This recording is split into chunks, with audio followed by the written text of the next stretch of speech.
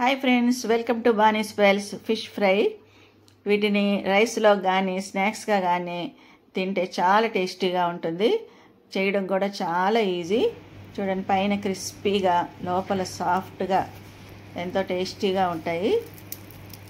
Fish అంటే ఇష్టపడేటోళ్ళు వీటిని వదిలిపెట్టరు, అంత ఇష్టంగా తింటారు. వీటి కోసం నేను రవ్వ ఫిష్ 1 కేజీ తీసుకొని దానికి ఉప్పు, కారం, పసుపు, గరం మసాలా, అల్లం వెల్లిపాయ పేస్ట్ మ్యారినేట్ చేసి 1 గంట సేపు ఫ్రిడ్జ్లో పెట్టేసుకోవాలి. తర్వాత ప్యాన్లో ఆయిల్ వేసుకొని షాలో ఫ్రై లాగా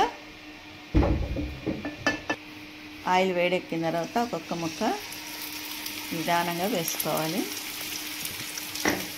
మా ఛానల్ కానీ మీకు నచ్చినట్టయితే తప్పకుండా లైక్ చేయండి, సబ్స్క్రైబ్ చేసుకోండి, షేర్ చేయండి. ఇట్లాగా లో ఫ్లేమ్లో పెట్టుకొని ముందు ఒక 5 మినిట్స్ వరకు అటు ఇటు తిప్పుకుంటూ ఫ్రై చేసుకోవాలి. హై ఫ్లేమ్లో పెడితే పైన మాడిపోయి లోపల పచ్చి పచ్చిగా ఉంటుంది. మూత పెట్టేసుకొని 2-3 మినిట్స్ ఆగి తీసి మళ్ళీ రెండో వైపు తిప్పుకోవాలి.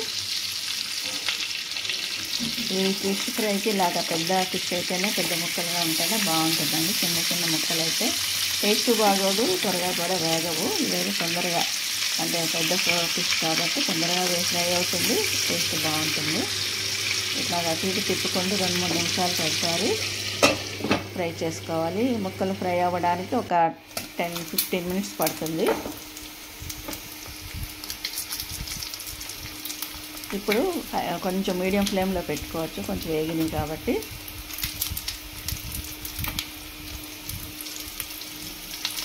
పైన క్రిస్పీగా వేగితేనే ఫిష్ ఫ్రై టేస్ట్ బాగుంటుంది.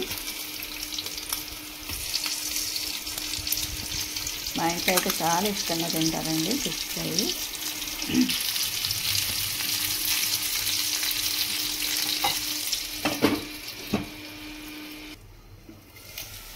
ఫిష్ ఫ్రై రెడీ అయిపోయింది. వీటిని తీసి మనం టిష్యూ పేపర్లో తీసేసుకుంటే ఎక్సెస్ ఆయిల్ అంతా తీసేసుకుంటుంది.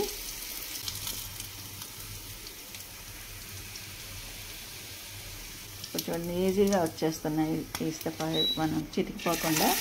అదే ప్యాన్లోకి వేరే ముక్కలు కూడా వేసేసుకొని మొత్తం అదే పద్ధతిలో ముందు లో ఫ్లేమ్లో, తర్వాత మీడియం ఫ్లేమ్లో పెట్టుకొని అటు తిప్పుకుంటూ ఫ్రై చేసేసుకుంటే ఫిష్ ఫ్రై రెడీ అయిపోతుందండి.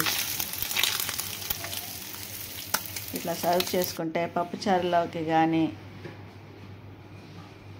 చాలా బాగుంటాయి. తప్పకుండా ట్రై చేయండి. Thank you so much.